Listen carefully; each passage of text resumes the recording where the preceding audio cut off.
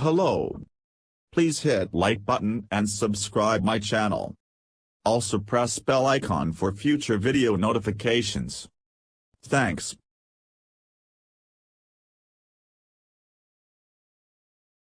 Despite advances in technology and availability, one of the best ways for parents and healthcare providers to prevent or help stop adolescent substance use is still an old-fashioned conversation, according to a new Viewpoint published in the November issue of the Lancet Child Adolescent Health.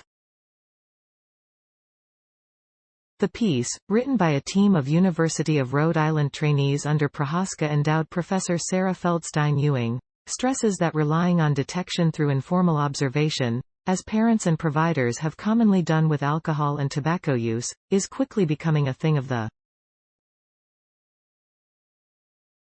The paper provides healthcare professionals and parents concrete steps for screening, detection and intervention. The past decade has seen a global surge in adolescent use of e-cigarettes, vaping, cannabis, and prescription opioids not taken as prescribed. This surge has been aided, in some cases, by entirely new methods of substance use and delivery, such as cannabis edibles and vaping, as well as use lower perceptions of harm, and/or greater accessibility. These substances have invisible symptoms to adults and, in turn, can be much harder to detect by parents, caregivers, and healthcare providers.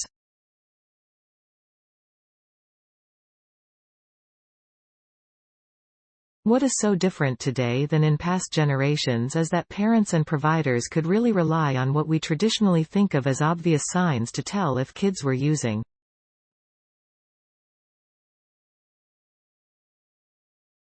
Did they come home smelling like cigarettes or cannabis? Is there alcohol on their breath? Are they slurring their speech? Said Feldstein Ewing.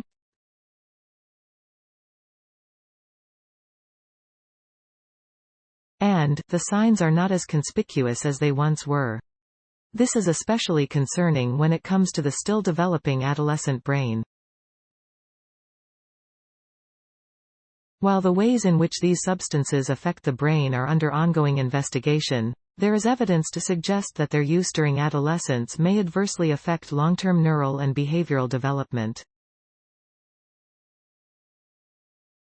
Also, because their use can be hard to identify by adults, youth may be more likely to transition from experimentation to heavier, hazardous use in a manner that is often undetected by providers or caregivers until there is a substantial impact on school, work, or their personal or family relations.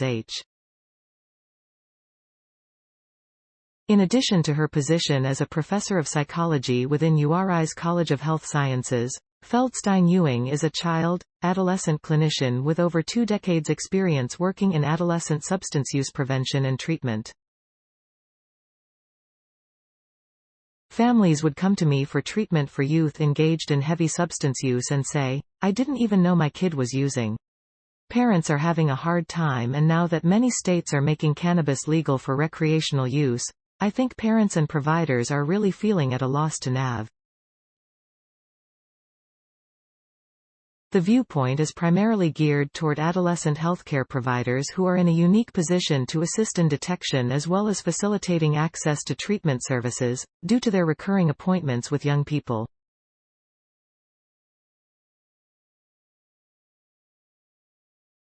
But the point is, if that can be a place where you are seeing and connecting with your kids every day, it will be easier to notice small changes in behavior or other patterns.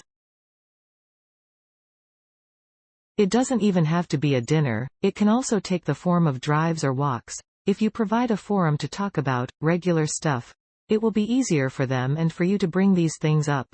Provider use of well-validated substance use screening tools, specific for adolescents, is RECOM. Providers may also be able to communicate things that parents can't, such as the risks and potential longer-term effects associated with such substances. By the same token, adolescents may be more likely to open up to providers in the patient-provider context. Parents and providers may find that asking about peer use can provide helpful insights while being perceived as less intrusive to young people. The most important part of all this is that this is new territory, and that's okay. The things we have done historically no longer translate well for these new forms of substances, so we need to readjust. Providers and parents often do not feel comfortable discussing topics like substance use because they are not sure what to do if teens say, "Yes, we are using," said Feldstein Ewing.